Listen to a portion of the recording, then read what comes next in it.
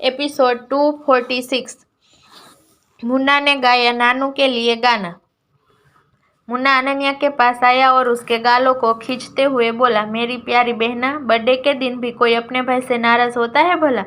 हाँ, जैसे मुझे तो नाराज होने का कोई शौक है, अनन्या ने टेढ़ा जवाब दिया और सोफे से उठकर जाने लगी।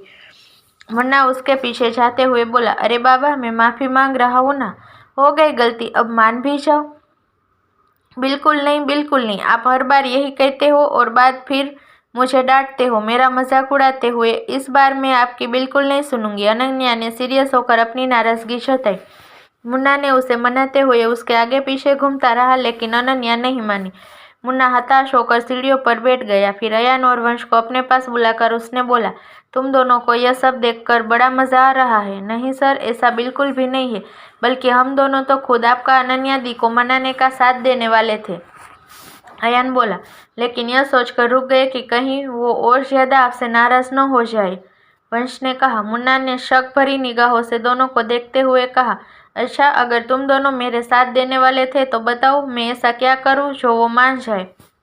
मुन्ना की यह बात सुनकर वंश और अयान ने चमकती हुई आंखों से एक दूसरे को देखा। दोनों ने आंखों ही आंखों में एक दूसरे को कुछ इशारा किया, फिर एक साथ मुन्ना से बोल पड़े, मुन्ना सर, आप दी के लिए एक गाना गा दीजिए, वो मान जाएगी। गाना गाने का सोचकर ही मुन्ना का चेहरा पीला पड़ गया। उसने मना करते हुए कहा, नहीं नहीं, मैं यह बिल्कुल भी नहीं करूँगा।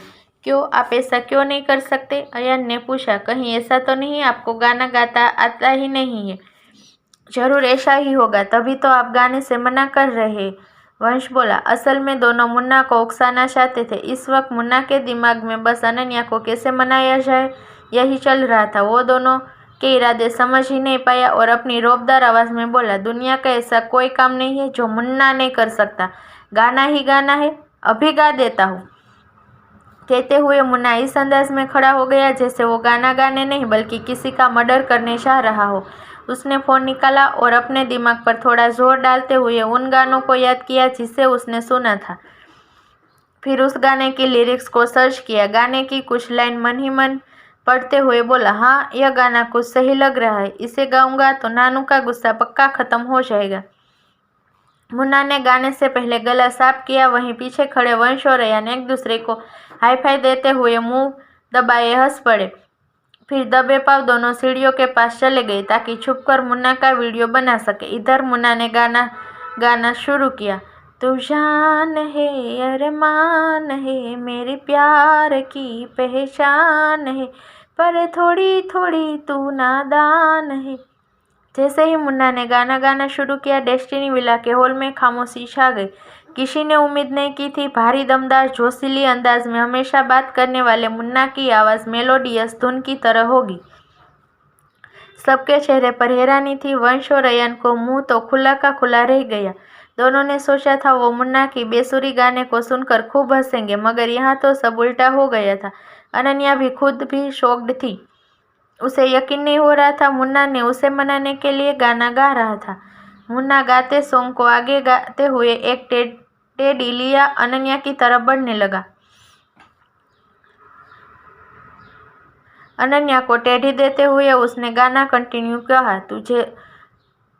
अनन्या ने उस टेडी को ले लिया और रूठते हुए आगे जाने लगी। मुन्ना उसे मनाते हुए उसके पीछे जाते हुए, रूठना मनाना है प्यार की अदा, कैसे जीऊंगा मैं होके तुझसे जुदा, चलो बाबा माफ करो हंस भी दो, मैंने दिल साफ किया कह दिया, नानू इट्स माय बर्थडे यार, विश कर दे। बिल्कुल नहीं, अनन्या ने स्माइल के साथ कहा। उसने मुन्ना को टेडी वापस दिया और दूसरी तरफ चली गई। मुन्ना ने मायूस होकर टेडी को देखा, फिर वंश अयान को देखते हुए बोला, तुम दोनों वहाँ क्या कर रहे हो, मेरा साथ दो। वो दोनों दौड़ते हुए मुन्ना के पास आए। फिर तीनों ने एक दूसरे को देखते हुए आई ब्लिंक की और साथ में गाना शुरू किया। चलो बाबा माफ करो हंस भी दो, मैंने दिल साफ किया कह दो, रूठना मनाना है प्यार की अदा।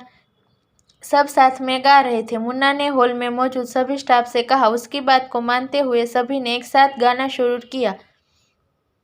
चलो बाबा माफ करो हंस भी दो। इसी बीच डेनियल, रघुवीर और उनके साथ हर्षद भी विला लौट आया था। सभी को एक साथ झूमता देख तीनों हैरान रह गए। अनन्या गालों पर हाथ रखे सीढ़ियों पर बैठी मुस्कुराते हुए सभी को देख रही थी। मुन्ना कलरफुल बर्थडे कैप पहनकर उसके सामने आया और अपने दोनों कानों को हाथ से पकड़ते हुए बोला, अब माफ़ कर दे नानू, अब तो मैंने ये जोकरों वाली टोपी भी पहन ली। ठीक है, पर एक शर्त पर। यह सुनते ही वंश बोला, सब शांत हो जाओ।